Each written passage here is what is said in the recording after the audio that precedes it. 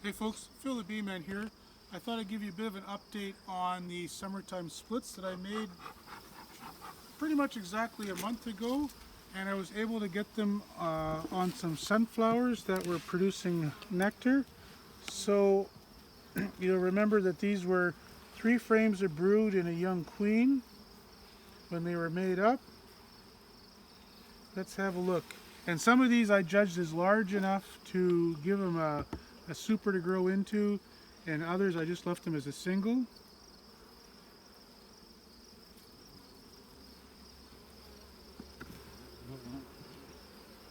And they were given just extracted comb to go. So they've made, this one has filled the outside frame with honey, beautiful sunflower, nice yellow sunflower honey. And that one, then a frame with a little bit of brood, then it was this one. Then it was probably these 3 frames that we gave them as brood. And the brood is turned over and been restocked. So 1, 2, 3. And this is new brood here.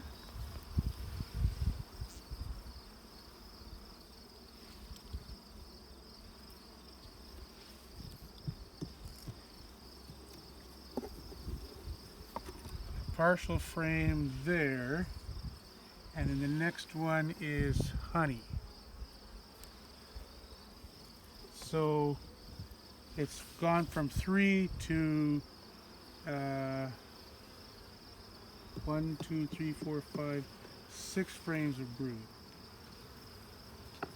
And I think I have high degree of confidence that hive will winter just fine. Little concerning that it's got, and this is the reason why anything that looked good I gave them a box, because I didn't really want a whole box full of honey instead of feed. But I think it'll be just fine. We'll have a look at another one. Actually, let's look at one of the stronger ones here.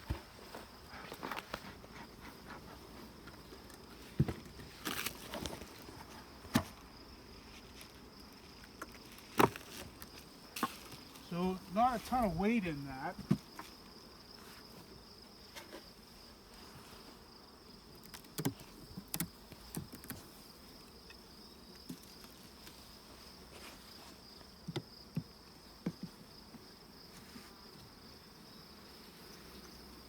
Outside frame is empty. So that's probably the difference. When you give them a super, then they're not going to pack quite as much honey into that bottom box. So there's brood. I wouldn't really count that as a frame of brood, but it's a partial.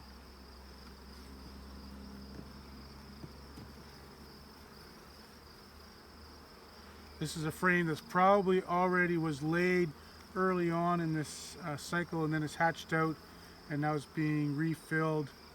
You can see how she probably, queen started laying here, worked outside, and that stuff is just hatching. So, you know, we're well into a second full cycle of brooding.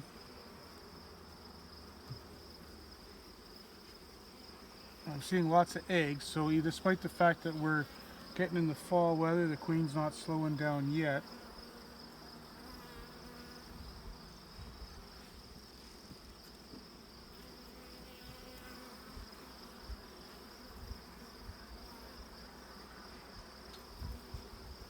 There's our queen.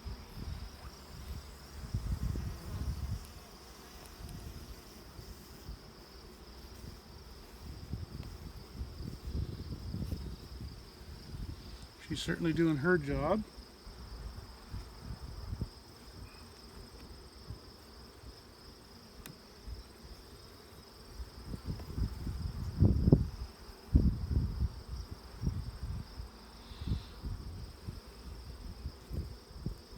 These are probably I would think it's those 3 that are no, probably these 3. Yeah, I would say so, that just by their appearance. These are the 3 that were taken as the split.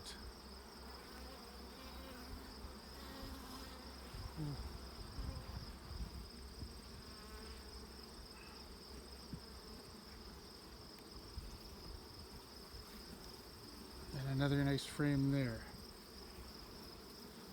That's honey from there on. So 1, 2, 3, 4, 5 and a half basically. Oh, I'd call that, I don't know if 6 maybe, because this one had some too. Yeah, so we'll call it 6. So that's a pretty nice hive. I have high degree of confidence that that hive will be a real boomer for me next year.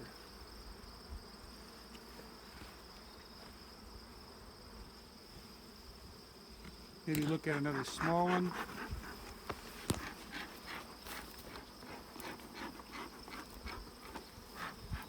And I think in the end we'll find out that these hives are pretty much evened out. Like,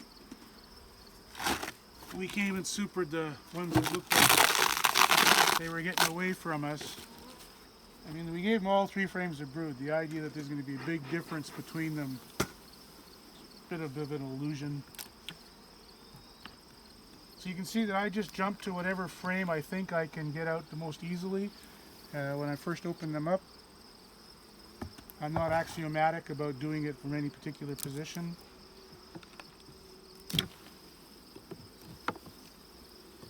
So honey and honey. Oh, a little bit of brood here. Very nice.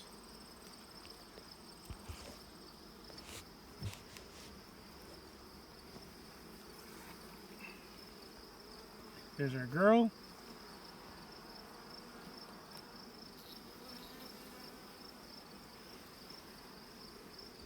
And the wax has that characteristic yellow color that you get from sunflower honey. So we've got brood. Let's see how far it goes. We don't have to look at every frame.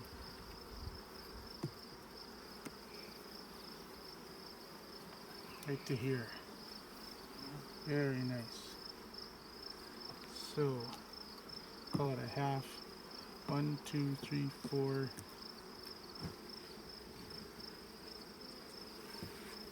And call it 5 between the 2 halves. So again, pretty nice. So, I would say onward and upward for these. I made enough of these to replace my attrition over the summer.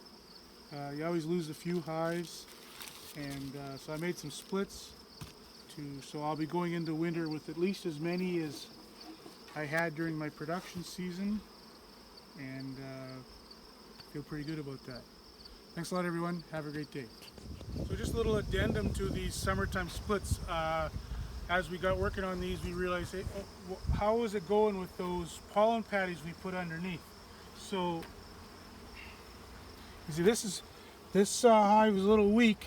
It really hasn't grown that much, and we noticed it because the robbers were getting at it. And they can see that they've totally consumed the pollen right under their brood cluster, but they haven't gotten into it outside of that. So I moved it over just so they have better access to it. I'm also just going to put a stick in front to guard it a little bit so the robbers aren't giving it a hard time. Just a stray piece of wood I happen to have on a truck. And the yellow jackets are terrible this year. I think I have to put guards on everything. And this one, Dave, you can zoom in there. You can see pretty much the whole pollen patty is gone. And this hive is, you know, a large nuke at this point. So I would say they don't have a problem getting it off the floor. Maybe check a couple more.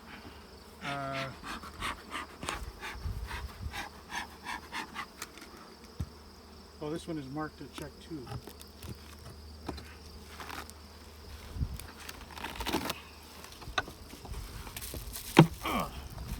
Oh, there's nothing wrong with that. Oh, just a little bit of patty left. And again, they didn't get to it outside of their kind of zone. So yeah, probably on top is better. This is certainly dried up and maybe not as consumable.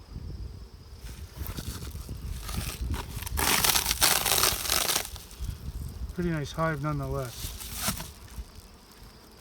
Fantastic. Okay, so that's up the deal on putting the patties underneath. It was so easy to just boss them down that I couldn't resist. But probably if you got any kind of understrength hive, or when it's weather's not good, getting at them on the floor might not be the best solution. Have a great day.